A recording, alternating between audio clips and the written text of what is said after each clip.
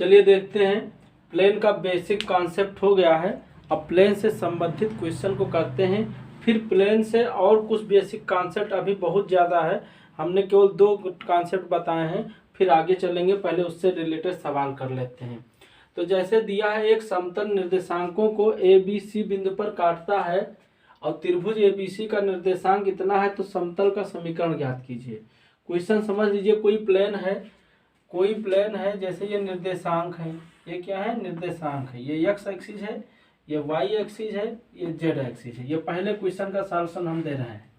ठीक, कोई प्लेन है जो इन निर्देशांकों को ए बी सी पर काटता है। इसको ए पर काटता है, इसको मान लो बी पे काटता है, इसको मान लो सी पे काटता है। ठीक है, और इस त्रिभुज एबीसी, इससे एक त्रिभुज का निर्माण हो रहा है, एक ट्रायंगल बन रही है।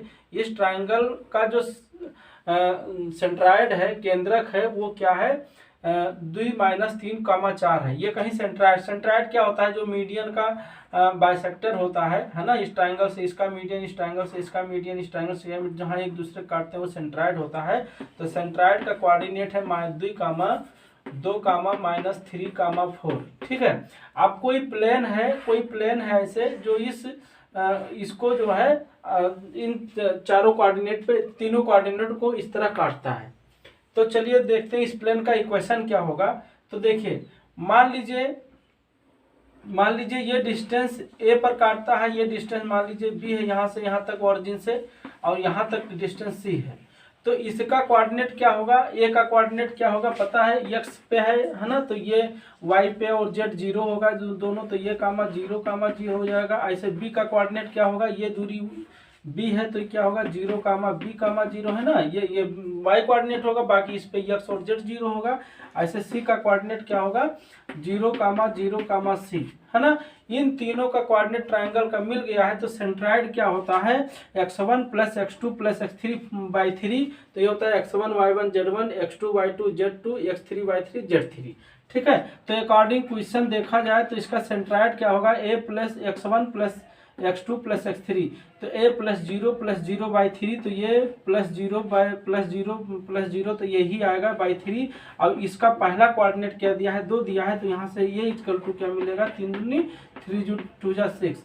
ऐसे दूसरा होगा 0 + b + 0/3, तो b/3 आएगा। b/3 कितना दिया है, -3 है ना। तो b बराबर कितना होगा, -9 हो जाएगा। ऐसे यहाँ पे 0 + 0 + c/3, तो c/3 इक्वल टू कितना, 4 हो जाएगा। तो c इक्वल टू कितना, 4 3 12। तो इसलिए इक्वेशन ऑफ प्लेन क्या होगा, ax + by + cz + d equal to 0 x/a। Intercept form चलेगा। तो intercept form equation of plane क्या होता है, x/a + y/b + z/c equal to 1। तो x/a, ये की वैल्यू 6 है, तो x/6 हो जाएगा, प्लस y/-9 और प्लस z/12 इक्वल टू 1। इसका एलसीएम ले लीजिए, तो एलसीएम कितना हो जाएगा, 6 × 9 = 12 का एलसीएम 36 होगा। तो ये हो गया 6 × 36 6x, -9 × 4 36 4y, plus 12 × 3 36 3z equal to 1 हो जाएगा। कैची क्रॉस मल्टीप्लाइकेशन करेंगे तो क्या होगा, 6x - 4y और प्लस 3z इक्वल टू कितना होगा, 12 36 1 जा 36। तो ये क्या हो गया, प्लेन का इक्वेशन हो गया आपको, जो आपका क्वेश्चन फर्स्ट कह रहा था। ठीक है। क्वेश्चन आशा करते हैं कि आपको समझ में आया होगा। चलिए दूसरा क्वेश्चन देखते हैं। दूसरा क्वेश्चन क्या है, क्वेश्चन पढ़ लीजिए। कोई प्लेन है, ठीक है, एक चर समतल इस प्रकार गति करता है। कोई प्लेन है जो इस प्रकार घूम रहा है, उसके निर्देशांकों पे जो कटे अंतःखंडों के व्युत्क्रम का योग अचर रहता है। अचर का मतलब यह है कि जैसे ये एक्सिस हैं और इस पे कोई समतल घूम रहा है इस तरह से, और जो काट रहा है, ये दूरी ये है, ये दूरी b है, ये दूरी c है। तो 1/a व्युत्क्रमों का योग, 1/b + 1/c व्युत्क्रमों का योग अचर रहता है। अचर का मतलब 1/k मान लीजिए या k मान लीजिए इसको। ठीक है, 1/a + 1/b + 1/c बराबर k मान लीजिए, अचर रहता है। अचर का मतलब बदलता नहीं है। ठीक है। तो दिखाइए कि समतल एक निश्चित बिंदु से होकर जाता है। तो कोई समतल है इनसे होकर, जो ये कोई जो ये समतल है, कह रहा है समतल किसी एक कांस्टेंट पॉइंट से होकर जाता है, उस पॉइंट का कोऑर्डिनेट निकालना है हमें।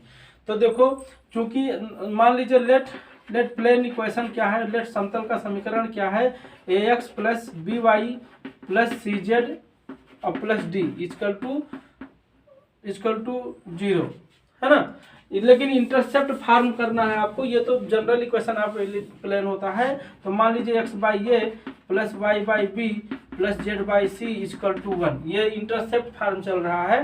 तो चूंकि आप यहाँ पे देखिए, इससे तुलना करिए, अगर ये जो दिया है इसको अगर कैसे हम डिवाइड कर दें तो ये क्या हो जाएगा, 1 by a into 1 by k plus 1 by b into 1 by k plus 1 by c into 1 by k equal to k से डिवाइड कर दिए हैं। अब यहाँ पे देखा जाए अगर, तो इसको देखो, अगर हम इसको x मान लें, इसको y मान लें, इसको z मान लें, तो बिल्कुल क्या हो जाएगा, x by A plus Y by B plus Z by C equal to 1, where x Y Z की जो वैल्यू हो रही है वो क्या हो रहा है, 1 बाई के प्लस 1 बाई के 1 बाई के 1 बाई के, यानी तीनों की वैल्यू सेम है। यानी ये क्या हुआ, ये जो पॉइंट मुझे मिला वो एक फिक्स पॉइंट मिला, ये कांस्टेंट पॉइंट से, देखो लिखा निश्चित बिंदु से, एक ही बिंदु से होकर गुजरता है। तो तीनों क्या है, तीनों एक ही है। वो पॉइंट क्या है, 1 बाई के 1 बाई के 1 बाई के, दैट इज प्रूफ। ठीक है, so plane passes through by one certain point. ठीक है, ओके, चलिए फिर देखते हैं प्लेन से क्वेश्चन जो हम इंटरसेप्ट फॉर्म बताए उससे रिलेटेड क्वेश्चन जो है थोड़ा समझ के करते हैं। चलिए, पहला क्वेश्चन है, कह रहा प्रूव दैट कोई एक 3 पॉइंट है, 4 पॉइंट दिया है, ये चारों पॉइंट एक कोप्लानर है, यानी एक ही समतलीय है। और इन बिंदुओं से होकर जाने वाले समतल का समीकरण भी निकालना है, प्लेन का इक्वेशन भी निकालना है। ठीक है, तो पहले तो ये प्रूव करते हैं कि ये जो चारों पॉइंट दिया हुआ है ये कोप्लानर है, यानी एक ही समतल से होकर गुजरते हैं। और फिर इन बिंदुओं से होकर जो प्लेन का इक्वेशन है वो फाइंड करते हैं। तो देखिए, पहला अब आप देखिए इसमें करना क्या है आपको। देखिए, किसी भी प्लेन के इक्वेशन को फाइंड करने के लिए हमने बताया 3 कोऑर्डिनेट का होना जरूरी है ना। तो ए बी सी, चाहे इसमें ए बी सी ले लीजिए, चाहे ए बी सी, चाहे बी सी डी ले लीजिए, चाहे ए सी डी ले लीजिए, कोई 3 एक पॉइंट ले लीजिए और 3 पॉइंट से होकर जाने वाले जो है प्लेन का इक्वेशन निकाल लीजिए। और यदि वो प्लेन का इक्वेशन चौथे पॉइंट से सेटिस्फाइड होता है तो वो क्या हो जाएगा, चारों पॉइंट क्या हो जाएगा, कोप्लानर। जैसे मान लीजिए कोई प्लेन है, मान लीजिए कोई प्लेन है और इस पे चारों पॉइंट हैं, ये कहीं बी कहीं है, मान लो सी, ये कहीं डी है। ये दिखाना है कि ये चारों पॉइंट एक ही प्लेन पे हैं। तो चलो 3 पॉइंट से होकर जो है इक्वेशन निकाल लेते हैं। तो चूंकि प्लेन के इक्वेशन को फाइंड करने के लिए 3 कोऑर्डिनेट का होना आवश्यक है, तो 3 कोऑर्डिनेट से हम निकाल लेते हैं प्लेन का इक्वेशन। ये 3 पॉइंट से होकर जाने वाला प्लेन का इक्वेशन चौथे पॉइंट को सेटिस्फाइड कर देगा, तो इसका मतलब ये चारों पॉइंट क्या होगा, एक ही प्लेन पे हो जाएंगे, है ना। तो चलिए पहला करते हैं। देखिए, अब देखिए ये का कोऑर्डिनेट जो दिया है, हम कोऑर्डिनेट नहीं लिखते यहाँ पे, हालांकि लिखना चाहिए, जगह कम है इसलिए हम नहीं लिखते। ये का कोऑर्डिनेट ये है। तो चलिए, प्लेन पासिंग थ्रो ए का, ये से पास होने वाले प्लेन का इक्वेशन क्या होगा जानते हैं, ये into x minus x1 plus b into y minus y1 plus c into z minus z1। हमने बता दिया है कि कोई भी प्लेन एक पॉइंट से होकर जाने वाले प्लेन का इक्वेशन, इसको हमने प्रूव भी किया है। तो प्लीज बेसिक कॉन्सेप्ट पे प्लेन पे जाइएगा, देख लीजिएगा कैसे आता है। अब चूंकि ये जो पॉइंट है, ये जो प्लेन है वो बी पॉइंट से भी गुजरता है और सी से भी गुजरता है। तो B and passing through this plane passing through, या ऐसे डाल लिखते हैं, पासेज थ्रो किससे, बी एंड सी। तो बी और सी से पास करा दीजिए। तो यानी यक्स के जगह पे बी का कोऑर्डिनेट रखिए एक बार, फिर इस यक्स और वाई जेड के जगह सी का कोऑर्डिनेट रखिए। तो चलिए पहले यक्स के जगह पर हम इसका कोऑर्डिनेट रखते हैं।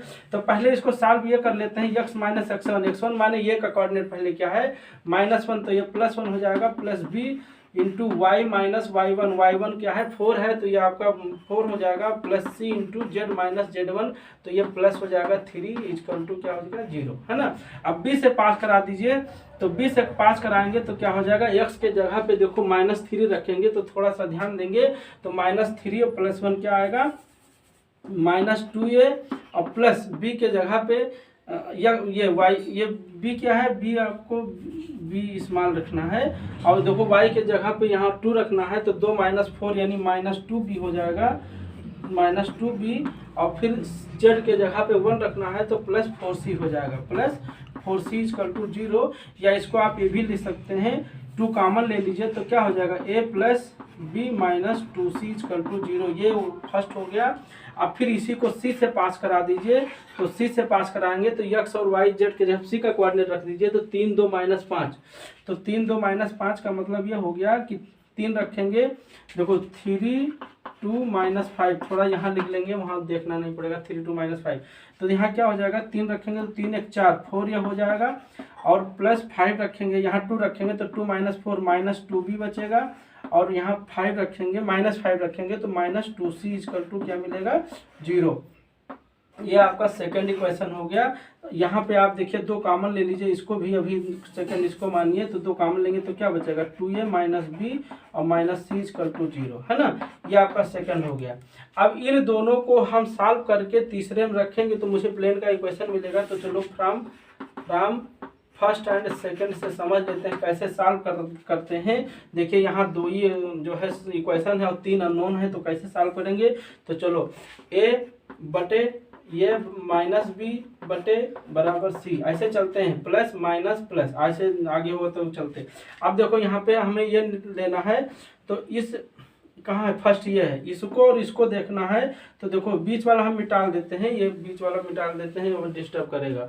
तो देखो ये छिपा लेंगे तो क्या होगा, यहाँ क्या है 1 है, तो 1 यहाँ भी है, -1 और क्या होगा, इधर का गुणा प्लस में, इधर का गुणा माइनस में, है ना। तो -1 समझिएगा, -1 और माइनस में इधर से होता है 3 माइनस का गुणा माइनस में होगा, 2 1 2, है ना। फिर ये 1 - 2 हो जाएगा। और फिर b का देखो, b का लेंगे तो b को छिपा लेंगे, तो यहाँ 1 है तो 1 का गुणा -1 से, तो -1, फिर -2 का गुणा -2 से होगा तो -4 यानी +4 हो जाएगा, है ना। और c लेंगे तो c का छिपा लेंगे तो क्या होगा, -1 और -2, क्या -1 और -2। तो ये कितना आ जाएगा, a बटे -3 बराबर -b बटे 3, तो b बटे -3 कह सकते हैं, है ना। यहाँ माइनस है ये, अब बराबर c बटे -3 = इसको लेमडा अगर मान लिया जाए तो ये बराबर क्या हो जाएगा, -3 लेमडा, है ना, -3 लेमडा। और b बराबर क्या हो जाएगा, -3 लेमडा। और अगर c बराबर ये भी क्या हो जाएगा, -3 लेमडा। इसको अगर लेमडा मान लिया जाए, सब तीनों रेशियो अगर बराबर है तो उसको हम लेमडा के इक्वल मान सकते हैं। सब में -3 लेमडा, ये की वैल्यू आ गई। अब ये बी सी की वैल्यू किसी एक प्लेन में रख दीजिए, तो जो इक्वेशन मिलेगा यहीं यहाँ पे रखिए, यहाँ पे रखिए, तो क्या हो जाएगा, यहाँ पे देखिए। तो इसलिए प्लेन इक्वेशन, और हम मिटाल देते हैं, अब जगह नहीं हमारे पास, इसको मिटाल देते हैं। तो प्लेन इक्वेशन क्या हो जाएगा, थोड़ा सा ध्यान दीजिए। प्लेन इक्वेशन क्या होगा, x और y और z के जगह पे ये बी सी के जगह पे ये रख देंगे तो क्या होगा, देखो लेमडा सब में है तो लेमडा बाहर हो जाएगा, तो अंदर क्या बचेगा, -3 × x + 1, तो -3x - 3 हो जाएगा। और प्लस -3 से सब पे मल्टीप्लाई हो रहा है, तो -3 लेमडा सब में बाहर हो जाएगा। ध्यान दीजिएगा, -3 लेमडा बाहर हो जाएगा, तो यहाँ क्या बचेगा, x + 1 + y - 4 और प्लस सी की वैल्यू निकाल दिए हैं, तो +z + 3 = 0। समझ में आ रहा होगा हमारे ख्याल से। देखो a b c की वैल्यू हमने ये जो रखा है सब में -3 लेमडा था, तो उस -3 लेमडा को बाहर ले लिया रख करके, है ना। तो ये इधर चला जाएगा तो 0 हो जाएगा। तो क्या आ जाएगा, x + y + z, ये हो जाएगा, देखो 3 1 4 और 4 में से 4 गए 0, तो ये आ गया ऑरिजिन से, x + y + z बराबर 0। ये आपका प्लेन का इक्वेशन आ गया। अब हमें ये दिखाना है, ये तो प्लेन इक्वेशन, अब देखो कह रहा था इन बिंदुओं से होकर जाने वाले समतल का समीकरण भी ज्ञात कीजिए। अब देखिए ये प्लेन का इक्वेशन जो आपको मिला, अब आगे ये भी प्रूव करना है कि ये जो चारों पॉइंट है ये पे कोप्लेनर है, यानी समतलीय है। तो चूंकि 3 पॉइंट से होकर जाने वाले प्लेन का इक्वेशन हमने निकाल लिया, अगर यह प्लेन इक्वेशन चौथे पॉइंट से सेटिस्फाइड हो जाएगा, इसका मतलब चौथा पॉइंट भी उसी प्लेन पे है ना। तो चूंकि डी का जो पॉइंट है वो क्या है, -3 8 -5 है ना। डी का कोऑर्डिनेट देखिए यही है -3 8 -5। तो देखिए एक्स वाई जेड के जगह रख दीजिए, अगर ये सेटिस्फाइड करता है तो कोप्लेनर हो जाएगा। तो देखो एक्स के जगह -3 और +8 और -5 इक्वल टू क्या हो जाएगा, देखो इक्वल टू 0 हो जाएगा ना, 8 -8 के 0। तो 100 पॉइंट्स आर कोप्लेनर। क्या पॉइंट क्या है, कोप्लेनर है। 100 पॉइंट्स आर कोप्लेनर। कोप्लेनर का मतलब एक ही प्लेन पे हैं, समतलीय हैं। क्या कोप्लेनर। और आगे कह रहा था प्लेन का इक्वेशन निकालो, तो प्लेन का इक्वेशन ये आपको मिल चुका है। ठीक है, तो ये पहले इक्वेशन का जो है आंसर था। थोड़ा सा पहले टफ था, लेकिन समझिए इसको आसान से प्रैक्टिस करिए और क्वेश्चन ले करके, क्योंकि हम हर एक क्वेश्चन से रिलेटेड आपको जो है कुछ क्वेश्चन बता देते हैं। प्रैक्टिस करने के लिए आप बुक से क्वेश्चन लगाया करिए, क्योंकि यहाँ पे समय ज़्यादा नहीं रहता है। तो आपका यह है कि क्वेश्चन कोई फंसेगा नहीं, अगर आप थोड़ा सा पढ़ लेंगे तो कोई भी क्वेश्चन फंसेगा नहीं। अब चलिए आगे 2 क्वेश्चन और कर लेते हैं देख करके। देखिए दूसरा क्वेश्चन क्या है, कह रहा है उस प्लेन का इक्वेशन फाइंड करिए जो बिंदु रचना से होकर जो आता है इससे पास हो रहा है और मतलब एक्सिसों से इक्वल इंटरसेप्ट काटता है, अंतःखंड है ना, समान अंतःखंड काटता है। तो समान अंतःखंड का मतलब क्या हुआ, जैसे क्या है, ये कोई एक्सिस है, ये एक्स है, ये वाई है, ये जेड है।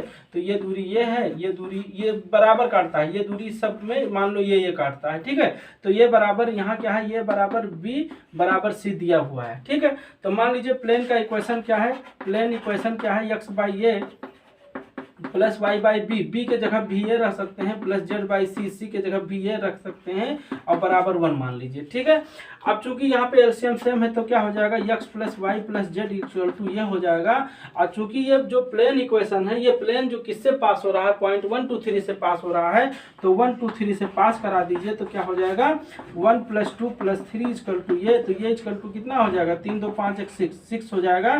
तो इसलिए प्लेन इक्वेशन जो मिलेगा आपको, प्लेन इक्वेशन क्या मिलेगा, x + y + z बराबर ये की वैल्यू 6 हो गया। तो ये आपका आंसर हो गया x + y + z = 6, है ना।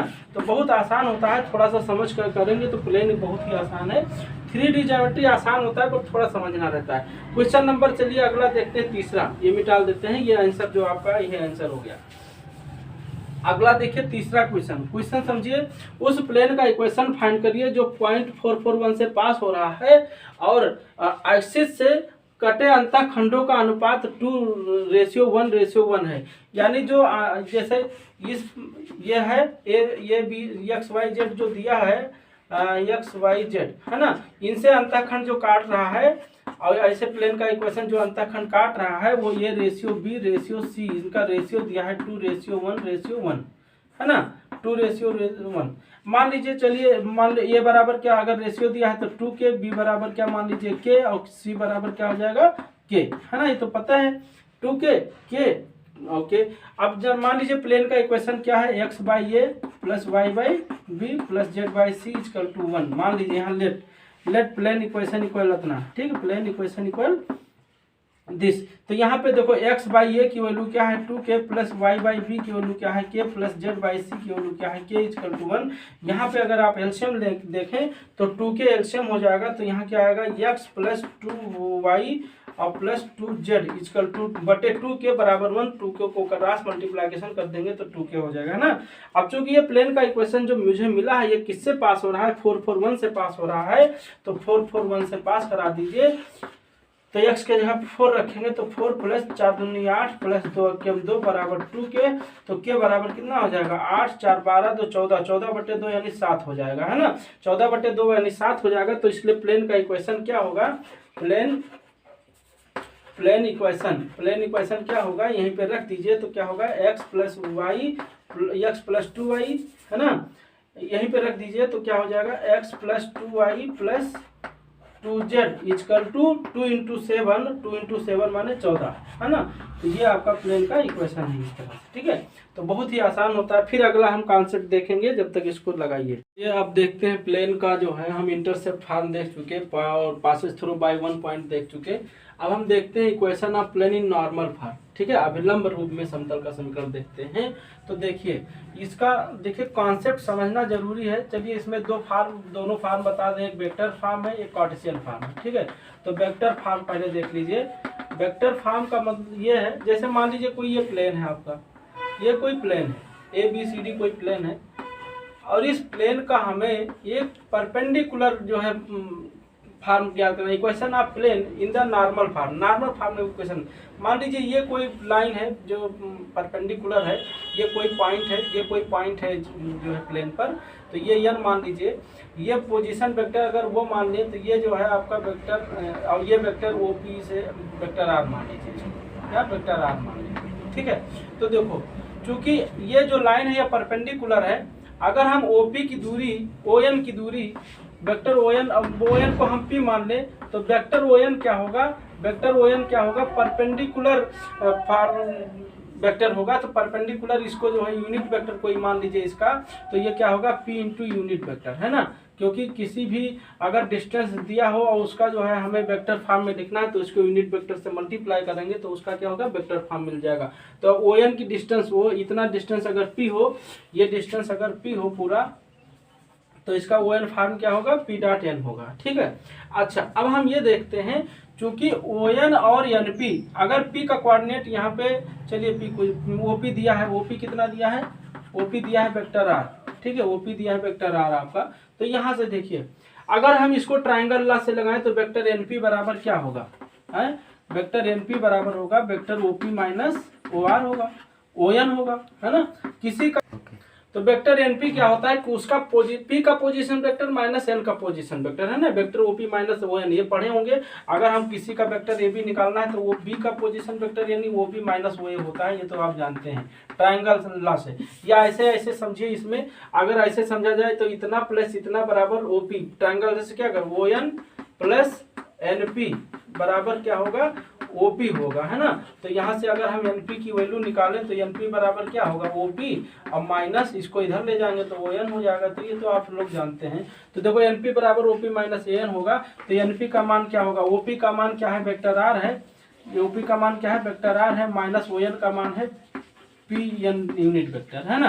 अब आप देखो चूंकि ON और OP है क्या, ON और NP क्या है, परपेंडिकुलर हैं। तो अगर परपेंडिकुलर कोई दो वेक्टर होते हैं तो उनका डॉट प्रोडक्ट क्या होता है, 0 होता है, ये तो आप जान ही रहे हैं। तो वेक्टर ON यहाँ लिख सकते हैं कि ON परपेंडिकुलर टू NP सो क्या होगा, ON डॉट NP इक्वल 0 होगा। अब ON का वैल्यू रख दीजिए, ON की वैल्यू क्या है, ये P इंटू N यूनिट और फिर ब्रैकेट NP का मतलब कितना है, vector R minus PN dot equal to 0। अब इसमें अंदर इसके करेंगे, इसको जब अंदर करेंगे आप बंद करो, चलिए इसको आप इसको P यहाँ पे क्या है, कोई स्केलर क्वांटिटी, तो स्केलर जाके इधर 0 हो जाएगा, कोई दिक्कत नहीं है। तो N को आप देखो N यूनिट और vector R minus N unit into P भी दे सकते हैं, इक्वल टू 0, 0 बटे P 0 हो गया। P कोई स्केलर कोई लेंथ थी P, है ना, तो 0 हो जाएगा। तो इसको अंदर करेंगे तो क्या होगा, vector R N dot R या R डॉट N एक ही चीज होता है ना, क्योंकि डॉट प्रोडक्ट कॉम्यूटेटिव होता है, minus P into N dot N unit, ये यूनिट वेक्टर है। और चूंकि दो यूनिट वेक्टर का डॉट प्रोडक्ट 1 होता है तो पता है नहीं, तो I क्योंकि I डॉट I क्या हो जाता है, 1 हो जाता है। तो ऐसे ये दोनों यूनिट वेक्टर हैं तो इनका डॉट प्रोडक्ट 1 हो जाएगा। तो वेक्टर R डॉट N बराबर क्या हो जाएगा, P। ये आपको क्या मिला, ये क्या मिला, vector form of equation, normal form जो है वेक्टर फॉर्म में मिला, नॉर्मल इक्वेशन ऑफ प्लेन। और जहाँ P क्या है, P क्या है, ऑरिजिन से P की दूरी है, ऑरिजिन से प्लेन की दूरी है, और N क्या है, कोई यूनिट वेक्टर है, ये ध्यान देंगे। P क्या है, ऑरिजिन से प्लेन की डिस्टेंस है, और N क्या है, यूनिट वेक्टर है। तो vector R dot N unit vector equal P, ठीक है। अब हम आगे देखते हैं इसका कार्टेशियन फॉर्म, इसी को कार्टेशियन फॉर्म में देख लेते हैं। देखिए कार्टेशियन फॉर्म थोड़ा सा ध्यान दीजिएगा, कार्टेशियन कार्तीय है ना, कार्तीय फॉर्म। तो कार्टेशियन फॉर्म क्या होगा, कार्टेशियन फॉर्म में इस पॉइंट को मान लीजिए XYZ, इस पॉइंट को XYZ मान लीजिए। और देखिए ये यूनिट वेक्टर फाइंड करना है और परपेंडिकुलर होना चाहिए। तो अगर हम वेक्टर ON का डिसीज मान लें, वेक्टर ON जो है डिसीज और लेट डिसीज माने डायरेक्शन कोसाइन, है ना, direction cosine of vector ON अगर LMN हो तो वेक्टर ON बराबर कितना होगा, वेक्टर ON बराबर होगा LI और प्लस MJ और plus n k equal to क्या होगा, ये वेक्टर ओ एन हो जाएगा, है ना। तो अब आप रख दीजिए vector o n dot n p बराबर 0 में, तो देखिए क्या मिलेगा। और यहाँ से देखा जाए, यहाँ से ओ पी, चलिए एन पी और डॉट ओ एन बराबर क्या होगा 0, ये तो जानते हैं क्योंकि एन पी और ओ एन क्या है, परपेंडिकुलर है, तो उनका डॉट प्रोडक्ट 0 होगा। तो अब एन पी कितना होगा, एन पी कितना होगा, एन पी कितना होगा। तो कार्टेशियन फॉर्म देख लेते हैं, मान लेते हैं डिसीज ओ एन का डिसीज एलिमेंट है, तो वेक्टर ओ एन क्या होगा, l i plus m j plus n k होगा। अगर पी का कोऑर्डिनेट हम एक्स वाई जेड फॉर्म में लें तो वेक्टर आर क्या होगा, वेक्टर आर बराबर हो जाएगा x i plus y j plus z के, है ना, ये हो जाएगा। और जो ओ एन है वो क्या है, ये यूनिट वेक्टर है, ये तो आप जान रहे हैं ये यूनिट वेक्टर है। तो वेक्टर चूंकि यहाँ से देखो vector r dot n unit बराबर पी, तो वेक्टर आर की वैल्यू क्या है x i plus y j plus z k, और फिर वेक्टर एन क्या है, ये यूनिट वेक्टर है क्योंकि इसका मान निकालेंगे तो 1 हो जाएगा। पता है कि l square plus m square plus n square बराबर 1 होता है, और ये परपेंडिकुलर भी होगा क्योंकि वही वेक्टर जो है यूनिट वेक्टर होते हैं जिनका मॉडुलस 1 हो जाता है, ठीक है। तो देखो vector r dot n unit vector क्या है, l i plus m j और plus n k equal to क्या होगा, पी इक्वल टू पी होगा। तो यहाँ से देखो गुणा मल्टीप्लाई करेंगे, डॉट प्रोडक्ट है बीच में, तो आई डॉट आई 1 हो जाएगा। तो l x plus m y plus n z equal to p. तो ये ध्यान देंगे ये कार्टेशियन फॉर्म में है। फिर यल यम एन क्या है, यल एम एन ये डिसीज है, और पी क्या है और डिस्टेंस फ्रॉम ऑरिजिन, ठीक है, प्लेन का डिस्टेंस है फ्रॉम ऑरिजिन। तो l x plus m y plus n z equal to 1 p, ध्यान रखेंगे जहाँ एल एम एन क्या है, डिसीज है। चलिए फिर देखते हैं क्वेश्चन। चलिए अब देख लेते हैं equation of plane in the normal form का हमने बेसिक कॉन्सेप्ट देख लिया है, उसका फार्मूला कैसे प्रूव किया जाता है, कहाँ से ये आता है, वो सब चीज़ें देख ली हैं। अब उससे रिलेटेड हम क्वेश्चन देखेंगे। तो देखिए पहला लिखा है कि उस प्लेन का वेक्टर इक्वेशन फाइंड कीजिए जिसका ऑरिजिन से दूर डिस्टेंस जो है 6 यूनिट है, और ऑरिजिन से उसका नॉर्मल वेक्टर कितना है 2i minus j plus 2k है ना। तो चूंकि हम जान चुके हैं, जैसे ये मेरा वेक्टर हम थोड़ा छोटा बना रहे हैं, ये मेरा वेक्टर है, ये इसका नॉर्मल वेक्टर है, ये कोई मतलब कोई पॉइंट है यहाँ से, तो हम इसका ये अगर ये यूनिट वेक्टर है तो क्या देख चुके हैं, vector r dot n unit बराबर पी। पी क्या होता है, ये डिस्टेंस होता है इसका नॉर्मल का, ठीक है। तो यहाँ देखो, अब देखो अगर इक्वेशन देखा जाए तो पी इक्वल टू कितना दिया है, 6 दिया है, पी इक्वल टू 6 दिया है, और ये वेक्टर एन जो दिया है वो क्या दिया है 2i minus j plus 2k। अब देखो अगर इसका माड निकाला जाए, अगर इसका माड 1 हो जाएगा तब तो ये यूनिट वेक्टर होगा, अगर इसका माड 1 नहीं होता है तो ये यूनिट वेक्टर नहीं, तो इसका यूनिट बनाना पड़ता है। तो चूंकि तो देखिए वेक्टर एन दिया है, अब इसका हम यूनिट वेक्टर फाइंड करेंगे। तो किसी भी वेक्टर का यूनिट वेक्टर फाइंड होता है तो वेक्टर एन बटे मॉड ऑफ एन होता है ना, उसके मॉडुलस से डिवाइड कर दिया जाता है।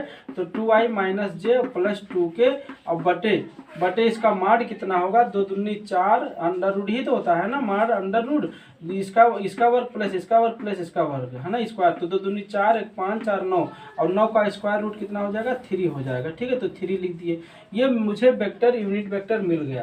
तो यहाँ पे रख देंगे, तो इसलिए वेक्टर आर डॉट एन का मतलब क्या है 2i minus j plus 2k और बटे 3 इक्वल टू कितना है 6, पी की वैल्यू 6 है। ये आपका आंसर हो जाएगा, चाहे 3 उधर कर दीजिए। तो वेक्टर आर और dot 2i minus j plus 2k equal to कितना हो जाएगा 6 18 हो जाएगा, है ना। ये इक्वेशन हो गया। यहीं पे थोड़ा सा अगर चेंज कर देता, कह देता कि इसका कार्टेशियन फॉर्म निकालो, यानी कार्तीय रूप निकालो, तो आर के जगह पे आपको क्या करना है x i plus y j plus z के रख देना है ना, जेड के रख देना है, क्योंकि अब ये जो मिल रहा है बटे 3 वो आपका l x plus m y plus n z के रूप का है। तो ये कितना हो जाएगा 2i minus j plus 2k equal to कितना 18, और एक्स से बुरा करेंगे तो 2x minus y plus 2z equal to कितना 18। ये आपको क्या मिल गया, कार्टेशियन फॉर्म मिल गया।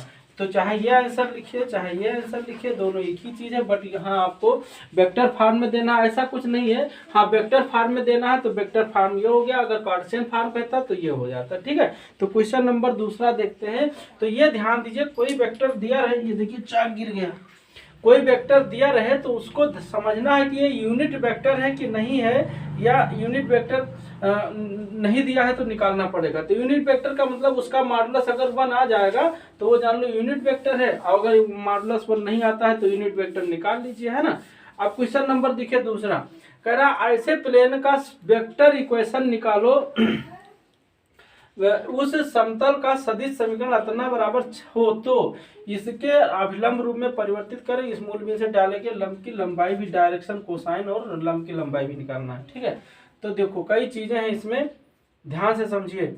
जैसे एक वेक्टर दिया है, वेक्टर फॉर्म दिया है, ये वेक्टर फॉर्म दिया है, vector r into 3i plus 2j और -6 के इक्वल टू कितना 56। तो इसके अभिलंब नॉर्मल फॉर्म में परिवर्तित करना है। ये जो इक्वेशन दिया है नॉर्मल फॉर्म में है कि नहीं, कभी कभी आपको चेक करने के बाद पूछ लिया जाए बताइए नॉर्मल फॉर्म में है कि नहीं, तो आपको करना क्या है, अगर इसका मॉडुलस, इस वेक्टर का मॉडुलस 1 हो जाए तो वो जान लो नॉर्मल फॉर्म में है, ठीक। तो इसको नॉर्मल फॉर्म में बदलने के लिए इसके मॉडुलस देखिए, इसका मॉडुलस कितना होगा, ये जैसे वेक्टर n दिया है तो इसका मॉडुलस कितना होगा, मॉड कितना होगा, अंडर रूट कितना 3 3 9 प्लस 2 दूनी 4 प्लस 6 36 36 4 40 9 49 यानी 7। तो 7 से दोनों तरफ डिवाइड कर दीजिए, तो 7 से डिवाइड करेंगे तो ये क्या हो जाएगा, वेक्टर r ये हो जाएगा 3 प्लस 2j माइनस 6 के अपान 7 इधर हो जाएगा, और 7 से इधर डिवाइड करेंगे तो 7 8 या 56, तो कितना बचेगा 8 बचेगा, है ना।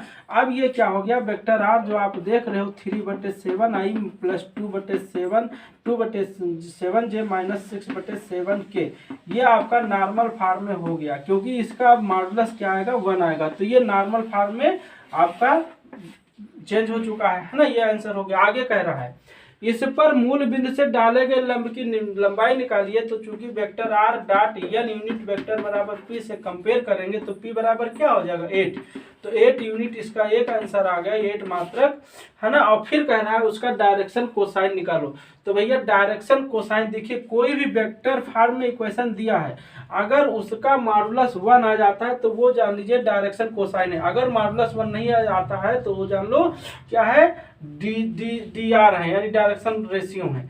देखो अगर कोई वेक्टर दिया है मान लीजिए और इसका मॉडुलस 1 आ गया तो इसके वेक्टर के जो कंपोनेंट होते हैं वो डिसीज होते हैं, और अगर कोई वेक्टर दिया है और इसका जो है मॉडुलस 1 नहीं आता है तो इसके जो कंपोनेंट होते हैं वो dr होते हैं। इतना आप अंतर समझिए। तो अब आप देखिए, अब हम ये चूंकि नॉर्मल फॉर्म में चेंज कर चुके हैं, ये यूनिट वेक्टर है तो यही इसका जो कंपोनेंट होगा यही इसका डिसीज हो जाएगा। तो l बराबर क्या हो जाएगा 3/7, है ना, और m बराबर क्या हो जाएगा 2/7, और n बराबर क्या हो जाएगा -6/7। तो ये इसके डिसीज हैं, ये ध्यान दीजिए, ये क्या है डिसीज है, डायरेक्शन कोसाइन है। ये dr कब हो, यहाँ पे देखिए dr है क्योंकि इसका मॉडुलस 1 नहीं आएगा, ठीक है। तो ये ध्यान दीजिए। तो ये तीसरा क्वेश्चन हो गया, तीसरे क्वेश्चन का एक आंसर ये हो गया, एक आंसर दूसरे क्वेश्चन का एक आंसर ये हो गया, एक आंसर ये हो गया, है ना।